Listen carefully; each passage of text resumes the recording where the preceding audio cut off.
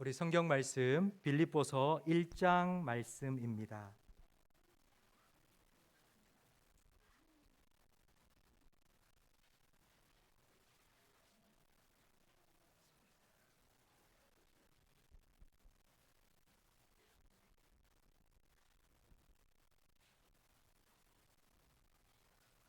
빌립보서 1장 27절 우리 상반절 말씀 한 절이니 우리 다 함께 화면을 보면서 한 목소리로 읽겠습니다. 오직 너희는 그리스도의 복음에 합당하게 생활하라. 아멘.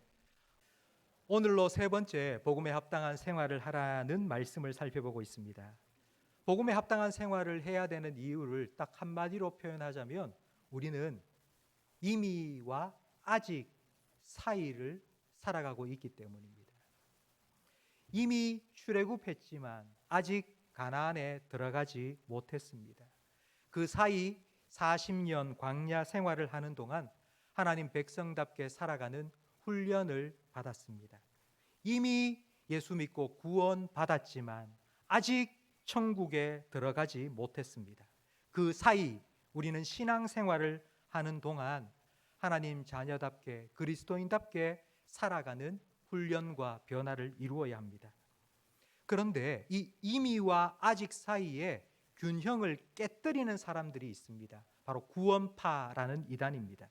구원파는 이미만 강조합니다. 이미 구원받았다는 것만 강조합니다. 그들이 죄사함의 비밀을 가르쳐 준다고 성도들을 유혹합니다. 그들이 말하는 죄사함의 비밀은 이미 죄사함을 다 받았으니 죄 짓고 살아도 상관없고 멋대로 살아도 상관없고 회개할 필요도 없다는 것입니다. 이 땅에서 마음껏 죄 짓고 살아도 죽으면 천국 간다는 구원파의 이 잘못된 교리가 얼마나 많은 그리스도인들을 유혹했는지 모릅니다. 이미와 아직 사이의 균형을 잘 잡아야 합니다. 바로 이것이 복음에 합당한 생활을 하라는 말씀의 의미입니다.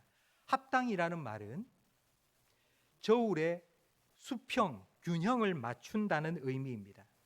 지금처럼 전자저울이 없었을 옛날에는 소고기 한 근을 살 때에 저울 한쪽에 한 근 추를 올립니다. 그리고 고기를 쓸고 썰어서 이 추가 수평이 되도록 만들어주면 한 근 600g 소고기를 살 수 있습니다. 바로 복음에 합당하다는 것이 이런 의미입니다. 한쪽에는 복음을 올렸고 한쪽에는 우리의 삶을 올려놓으면 수평이 되어야 합니다. 한쪽에는 구원으로 우리가 구원받았다면 그 구원받은 사람답게 순종하며 살아가야 합니다. 하나님의 자녀의 특권을 누리고 있다면 하나님 자녀의 책임도 다 해야 합니다. 이것이 이미와 아직 사이를 살아가고 있는 우리 성도들이 복음에 합당하게 살아가는 것입니다. 오늘 본문 말씀을 여러분 성경을 가져오셨다면 성경을 다 보며 여러분의 성경을 보며 다시 한번 오늘 본문 말씀을 한 번 더 읽겠습니다. 오직 너희는 그리스도의 복음에 합당하게 생활하라. 제 성경에는 생활하라 앞에 자그마한 숫자 2가 적혀 있습니다. 혹시 여러분 성경에도 숫자가 적혀 있습니까? 제일 밑에 보면 그 2라는 숫자 다음에 이런 설명이 나와 있습니다. 시민 노릇.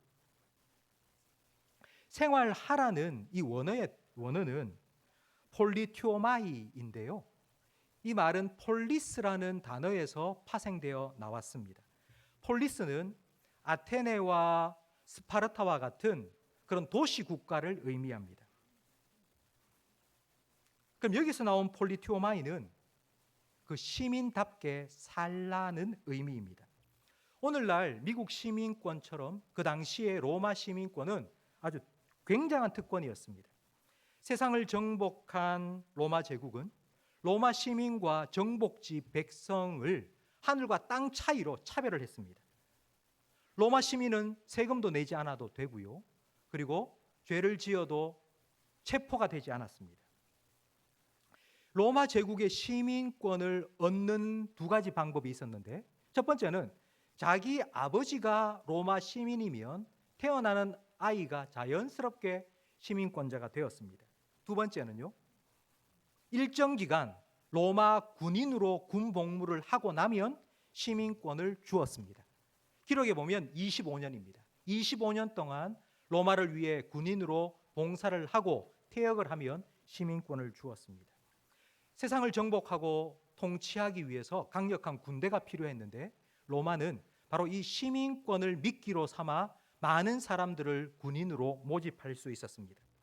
그런 군인들이 퇴역하고 가족들과 함께 모여 살았던 도시가 빌립보입니다. 빌립보는 작은 로마와 같은 도시였습니다. 빌립보 사람들은 로마 사람처럼 살기를 원했습니다. 로마 말투를 따라했습니다. 여러분, 서울말 할 줄 아세요? 서울말은 말꼬리를 살짝 올리면 돼요. 빌립보 사람들은 로마 말투를 따라했습니다. 로마에서 유행하는 음식이 뭔지 알고 그걸 그대로 먹었고요. 로마 사람들이 입고 다니는 옷을 따라 입었습니다. 로마 시민권자라는 자부심을 가졌고 로마 시민의 품격을 떨어뜨리지 않으려고 애쓰며 살았습니다. 로마와 빌립보 거리가 1300km입니다. 1300km나 떨어져 있는 로마에 귀를 쫑긋 세우고 그 사람들이 어떻게 사는지, 그 사람은 유행이 뭔지 그 로마 사람들을 그대로 따라 살았습니다. 이게 로마 시민에 합당하게 생활한다는 의미입니다. 그래서 빌립보에 오면 마치 로마에 온 듯 착각이 듭니다. 여기가 로마야 빌립보야? 성경은 복음에 합당하게 생활하라고 말씀합니다. 복음에 합당하게 생활하라. 로마 사람 어떻게 사는지 보고 로마 사람들이 유행하는 것 듣고 나 그대로 따라해야지. 나 그대로 살아야지. 말투까지 따라해야지. 라고 한 것처럼 우리는 복음에 합당하게 생활하라고 말씀하고 있습니다.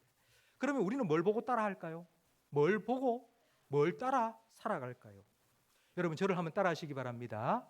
성경 보고 생활하라. 하나님은 영이십니다. 하나님은 영이시기 때문에 우리 손으로 만질 수도 없고 눈으로 볼 수도 없습니다. 그럼 우리가 영이신 하나님을 어떻게 알고 만나고 믿을 수 있을까요? 성경 말씀입니다. 하나님께서는 성경을 하나님의 자기 소개서로 우리에게 주신 겁니다. 성경 말씀 속에 하나님이 어떤 분인지를 우리에게 알려주셨고요. 우리는 이 성경 말씀을 통해 하나님을 알고 믿게 됩니다. 하나님께서 십계명의 두 번째 계명으로 그 어떤 형상도 만들지 말라고 명령하셨습니다. 우리는 이 십계명의 두 번째 계명을 우상을 만들지 말라는 계명으로 오해하는데 그렇지 않습니다. 하나님께서는 하나님 자기의 형상을 만들지 말라고 명령하신 겁니다. 우리가 만약 하나님의 형상을 만든다면 그건 내 생각대로 만든 거예요. 내가 원하는 하나님을 만든 거예요. 내 생각에 하나님은 이런 분이었으면 좋겠다. 내 멋대로 하나님을 만든 거예요. 그런 하나님 만들지 말고 성경 말씀대로 하나님께서 우리에게 자기를 계시하신 대로 이 말씀대로 믿으라는 거예요. 이 말씀대로 하나님을 알고 믿으라고 하나님께서 우상을 어떤 형상도 만들지 말라고 명령하셨습니다. 로마서 10장 17절 말씀에 보면 그러므로 믿음은 들음에서 나고 들음은 그리스도의 말씀으로 말미암았느니라고 말씀합니다. 믿음은 들음에서 납니다. 믿음은 경험으로 나지 않고 믿음은 들음에서 납니다. 성도 여러분, 우리는 이런 생각을 합니다. 우리가 참 믿음이 없는데, 우리 자녀가 믿음이 없는데 하나님께서 우리 자녀 그렇게 기도하는 대학교에 입학시켜 주시고 병이 들었는데 죽을 병에서 살려주시고 하나님 문제가 생겼는데 그 문제를 해결해 주시는 그런 기적과 기도응답이 나타나면 그런 체험과 경험이 있으면 잘 믿게 될 거라고 생각하지만 그렇지 않습니다. 믿음은 들음에서 납니다. 들어야 믿음이 생기고 그 믿음 가지고 살 때에 체험이 있습니다. 믿음으로 살아가야지 그 믿음으로 일하시는 하나님을 만나고 경험할 수 있습니다. 이 순서가 뒤바뀌면 안 됩니다. 경험으로 믿는 믿음은 흔들립니다. 경험은 쉽게 왜곡되기 때문입니다. 쉽게 잊어버리기 때문입니다. 어제 여러분 경험한 거 지금 다 기억하십니까? 어제 뭐 먹었는지 여러분 아십니까? 우리 경험은 이렇게 연약한 것입니다. 경험에 의지한 믿음은 쉽게 사라집니다. 그래서 영원히 변치 않는 하나님 말씀에 근거하여서 믿음을 가져야 된다고, 믿음은 들음에서 난다고 말씀합니다. 성경은 하나님의 자기 소개일 뿐만 아니라 성경은 또한 우리 인생 사용 설명서입니다. 성경에는 하나님께 사람을 어떻게 창조하셨는지, 그리고 그 사람이 어떻게 죄인이 되었는지, 죄인이 어떻게 구원을 받게 되는지, 그리고 구원받은 후에 어떻게 살아가야 하는지를 우리에게 가르쳐 줍니다. 디모데후서 3장 15절 말씀을 화면을 보면서 함께 읽겠습니다. 또 어려서부터 성경을 알았나니 성경은 능히 너로 하여금 그리스도 예수 안에 있는 믿음으로 말미암아 구원에 이르는 지혜가 있게 하느니라. 모든 성경은 하나님의 감동으로 된 것으로 교훈과 책망과 바르게 함과 의로 교육하기에 유익하니 이는 하나님의 사람으로 온전하게 하며 모든 선한 일을 행할 능력을 갖추게 하려 함이라. 성경을 주신 목적은 두 가지인데요. 첫 번째는 하나님 사람 되게, 예수님께서는 이걸 거듭난다고 표현하셨습니다. 하나님의 사람, 하나님의 아들, 하나님의 딸로 태어나는 것입니다. 태어난 아이는 자라야 합니다. 이게 바로 두 번째, 하나님 사람답게 되는 것입니다. 하나님 사람답게, 하나님 자녀답게 자라가도록 성경은 우리를 교훈하고 책망하고 바르게 하고 의로 교육해 줍니다. 교훈이라는 건 옳고 그름의 기준을 가르쳐 주는 것입니다. 자고 나면 세상이 확확 바뀝니다. 급변하는 세상 속에서 우리 세상의 파도에 휩쓸려 가지 않기 위해서는 분별력이 필요합니다. 무엇이 옳고 그른지를 바로 알아야 됩니다. 그러기 위해서는 반드시 기준이 필요합니다. 그 기준이 바로 이 성경 말씀입니다. 여러분, 10월 27일 다음 주일 우리 한국교회는 현장에서 100만 명 광화문에서, 그리고 온라인으로 100만 명 함께 모여서 예배하고 기도하기를 원합니다. 그 이유는 동성결혼 합법화를 반대하기 위해서입니다. 우리가 왜 그걸 반대할까요? 세상 사람들은 그것도 사랑인데, 남자와 남자가 사랑한다는데, 남자하고 여자하고 사랑해서 결혼하는 거나 남자와 남자가 사랑해서 결혼하는 거 뭐가 다른데? 세상이 바뀌었어요. 그런데 왜 우리는 반대하나요? 하나님 말씀에 남자와 여자를 결혼하고 가정을 이루라고 하나님 말씀하셨으니까 이 기준에 근거해서 그건 잘못된 거라고, 그러면 안 된다고 우리가 반대하는 것입니다. 이 기준에 의해서. 성도 여러분, 우리가 버스를 구하는 게 너무 힘들었어요. 겨우겨우 진짜 버스를 구하는 게 하늘의 별 따기 같았습니다. 겨우 한 대를 구했고요. 우리 성도님들이 지난주에 많이 신청해 주셔서 그 버스에 딱 3자리밖에 지금 빈자리가 없습니다. 그래서 오늘까지 3분 신청해 주시면 우리 가서 함께 예배드리고, 우리 가지 않는 성도님들은 다음 주 오후 2시입니다. 여러분이 다 핸드폰 열고요. 여러분이 다 접속을 하셔서 함께 100만 명 온라인 참석에 여러분 해 주시고요. 함께 예배하고 기도해 주시기 바랍니다.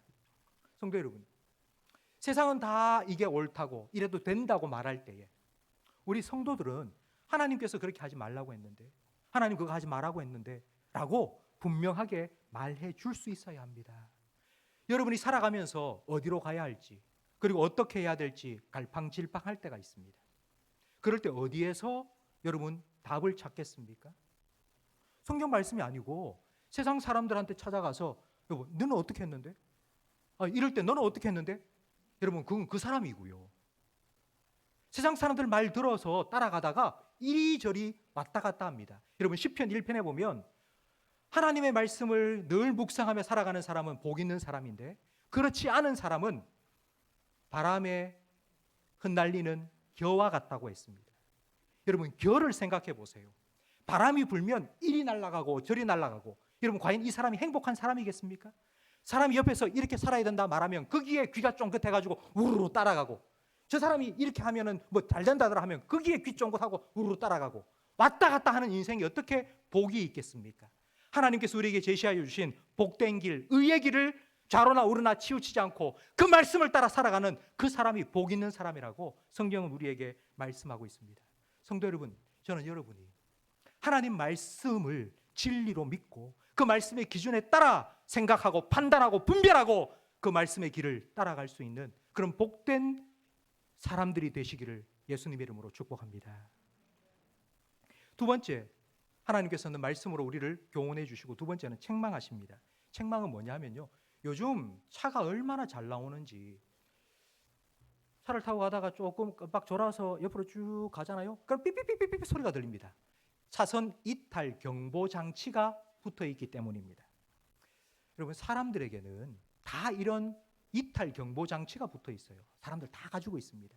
그런데 그걸 자기한테 사용하지 않아요. 남한테만 사용해요.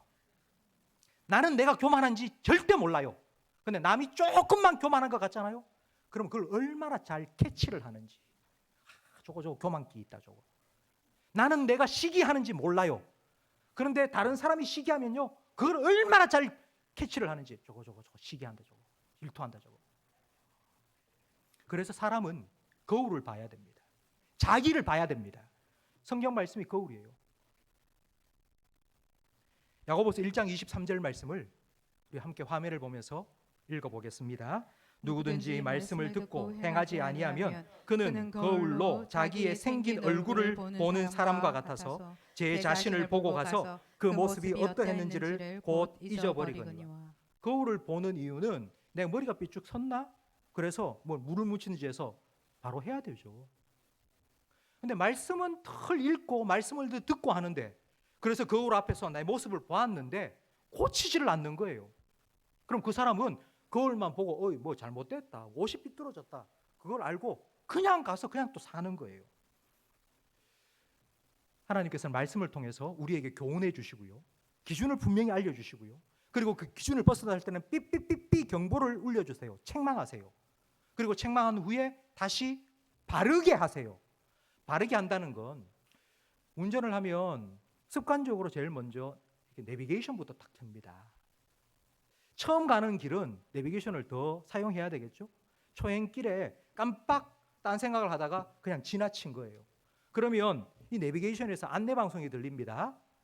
잘못된 길로 들어섰습니다. 새로운 경로로 안내해 드리겠습니다. 앞쪽 500m 앞에 유턴이 있으니 유턴하세요.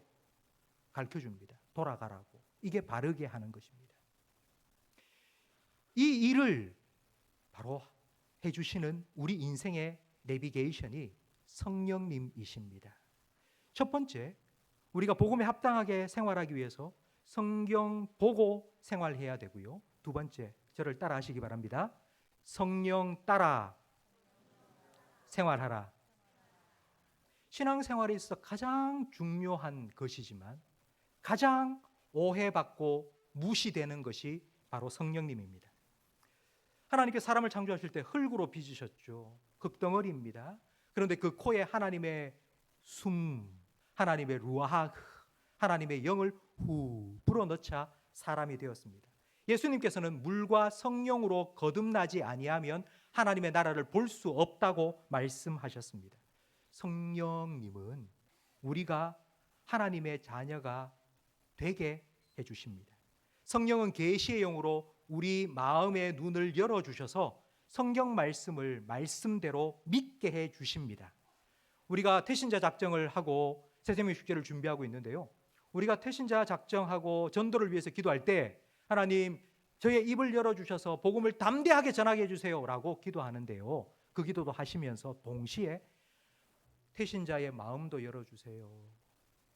내 입을 열어서 복음을 전할 때에 내가 전하는 복음이 어설프다 할지라도 그 복음이 우리 태신자의 마음속에 들어가 하나님의 능력으로 나타날 수 있도록 하나님 그 마음을 열어달라고, 성령님께서 그 마음을 열어달라고 반드시 기도하셔야 됩니다. 우리가 말씀을 믿고 구원받고 난 후에는 성령께서는 지혜의 영으로 우리가 하나님 자녀답게 살아갈 수 있도록 가르쳐 주십니다. 요한복음 14장 26절 말씀을 함께 읽겠습니다. 보혜사 곧 아버지께서 내 이름으로 보내실 성령, 그가 너희에게 모든 것을 가르치고 내가 너희에게 말한 모든 것을 생각나게 하리라.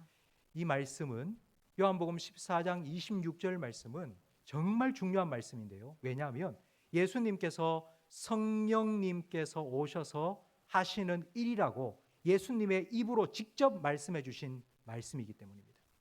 우리는 보통 성령이라면 성령은 뭐 방언을 하게 하고 성령은 뭐 병 고치는 능력을 행하게 하고 뭐 그런 생각을 합니다. 그런데 예수님께서 성령을 보내주시는 목적이 무엇인지를 말씀해 주셨어요. 그건 바로 예수님께서 우리에게 가르쳐 주신 성경 말씀을 우리에게 생각나게 해주시고 가르쳐 주시기 위해서입니다. 그래서 예수님께서는 이 성령님의 별명을 보혜사라고 했습니다. 보혜사는 도우미라는 뜻입니다. 성령님은 우리를 도와주시는 분입니다. 성령의 도움이 없이는 이 자리에 있는 그 어느 누구도 예수 믿는 사람답게 살 수 없습니다. 저도 마찬가지입니다. 로마서 8장 14절 말씀에 보면 무릇 하나님의 영으로 인도함을 받는 사람은 곧 하나님의 아들이라. 이 말씀을 거꾸로 뒤집어 보세요. 하나님의 아들은 하나님의 영으로 인도함을 받는 사람이에요. 만약 하나님의 영으로 인도함을 받지 못하는 사람이라면 그 사람은 하나님의 아들이 아니라는 말이에요. 우리는 이미 예수님 믿고 하나님의 자녀가 되었습니다. 구원의 확신을 가집니다. 우리는 다. 그러면 하나님께서는 우리가 하나님의 자녀로 태어나게 하신 후에 성령님을 우리에게 보내주셔서 우리가 하나님의 아들, 딸답게 살 수 있도록 도와주십니다. 성령님께서 그걸 위해서 우리에게 찾아와 주신 거예요. 성령님께서 우리를 어떻게 도와주실까요? 여러분, 도와주신다는 건요, 대신해 주지 않는다는 의미입니다. 여러분이 아들에게, 딸에게 자전거 타는 법을 가르친다고 한번 생각해 보십시오. 우리 아이가 자전거를 못 타요. 그래서 가르쳐 줘야겠다 생각하고 이제 데리고 나갔어요. 그럼 먼저 설명을 해주겠죠. 핸들을 딱 붙잡고 안장에 앉아서 열심히 하나 둘 그렇게 발을 이렇게 굴려야지 안 넘어지고 촉바로 갈 수 있다. 말로 일단 설명을 해주고 가르쳐 주었어요. 한번 해보자. 그리고는 아이를 안장에 딱 앉혔어요. 근데 아이가 처음에 탔는데 제대로 가겠습니까? 하다가 넘어지고, 그걸 보고 있던 아빠가 야, 너 내려 안 되겠다 너. 야, 내가 탈 테니까 너 뒤에 타. 그리고 태우고는 한 바퀴 휙 돌고는 들어가 버렸어요. 만약 그랬다면 평생 가도 아들은 자전거를 타는 법을 배우지 못할 겁니다. 성령님은 도우미이십니다. 가르쳐 주십니다. 예수님의 말씀을 우리에게 가르쳐 주시고요, 생각나게 해 주십니다. 성령님께서 우리 안에, 여러분, 조금이라도 내가 예수 믿기 전에 가졌던 생각이 아니고 내가 어떻게 이런 생각을 했지? 내가 어떻게 이런 좋은 생각을 하지? 여러분, 이런 생각이 든다면 그건 반드시 성령님께서 여러분에게 주신 생각입니다. 그럴 때에 여러분은 데살로니가전서 5장 19절 말씀처럼 성령을 소멸하지 마셔야 합니다. 성령을 소멸한다는 건 촛불을 켰는데 그 촛불을 불어 꺼뜨리는 겁니다. 성령님께서 여러분 마음속에 이렇게 한번 해봐라 라고 촛불을 탁 켜주셨어요. 그런데 그걸 꺼뜨리는 거예요. 그러지 말고 거기에 한 번이라도 순종해라. 거기에 따라서 한번 살아보아라. 그러면서 조금씩 우리의 삶에 복음에 합당한 삶이 드러나고 성령이 통치하시고 다스리는 우리의 마음속의 영역이 넓어지면서 육신의 소욕은 점점 사라지고 줄어들게 되는 것입니다. 이렇게 성령님께서 우리를 도와주시는 거예요. 우리가 해야 됩니다. 우리가 할 때 우리가 어설프지만, 우리가 흔들흔들하고 또 넘어질 것 같지만 성령님께서는 우리를 꼭 붙잡아 주시며 계속 잘 갈 수 있도록 도와주시는 분이세요. 내가 해야지 성령님께서는 도와주십니다. 내가 예배를 드려야지 성령님께서 영과 진리로 예배를 드릴 수 있도록 도와주시고요. 내가 기도해야지 성령님께서 마땅히 기도할 바를 가르쳐 주시고요. 내가 전도를 해야지 성령님께서 태신자의 마음을 열어주시고요. 내가 성경을 읽어야지 성령님께서 지혜와 계시의 영으로 말씀을 깨닫게 해 주십니다. 내가 복음에 합당한 삶을 살아가야지 성령님께서 그렇게 살 수 있도록 우리를 도와주십니다. 우리는 이미와 아직 사이를 살아가고 있습니다. 출애굽했습니다. 이미 구원받았습니다. 근데 아직 가나안에 들어가지는 못했습니다. 우리는 구원의 확신을 가지고 있습니다. 우리는 예수 믿고 구원받았습니다. 우리 하나님의 자녀가 되었습니다. 그러나 이 땅을 살아가면서 우리는 하나님의 자녀답게 자라가야 합니다. 구원을 완성해야 됩니다. 아니, 목사님, 우리는 이미 구원받았잖아요. 따놓은 당상이잖아요. 우린 천국 갈 거 뻔하잖아요. 근데 자꾸 구원을 이루어가라.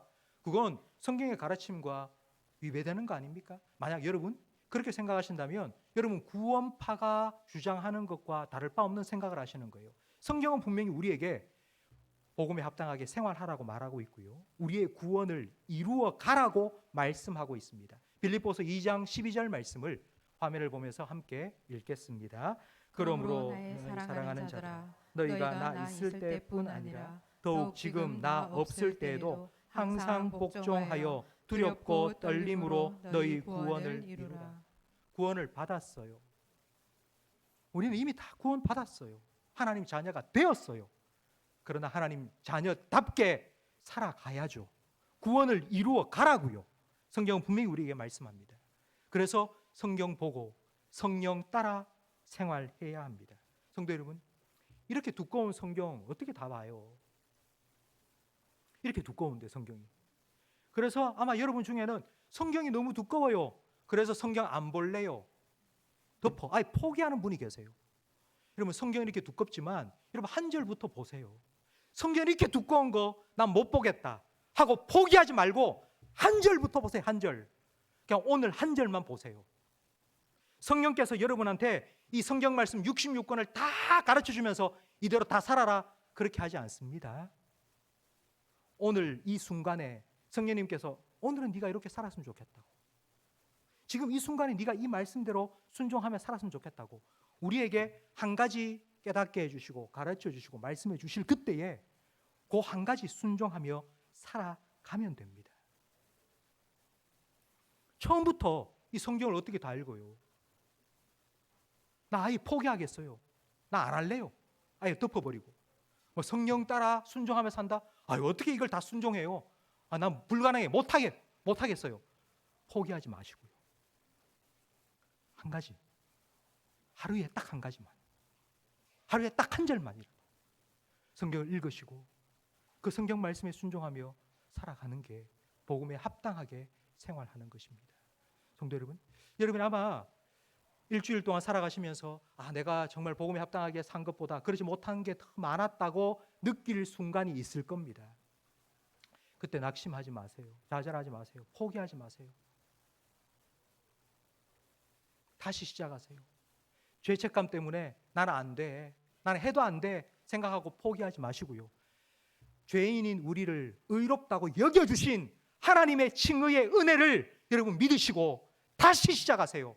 100번이라도 1000번이라도 다시 시작하세요.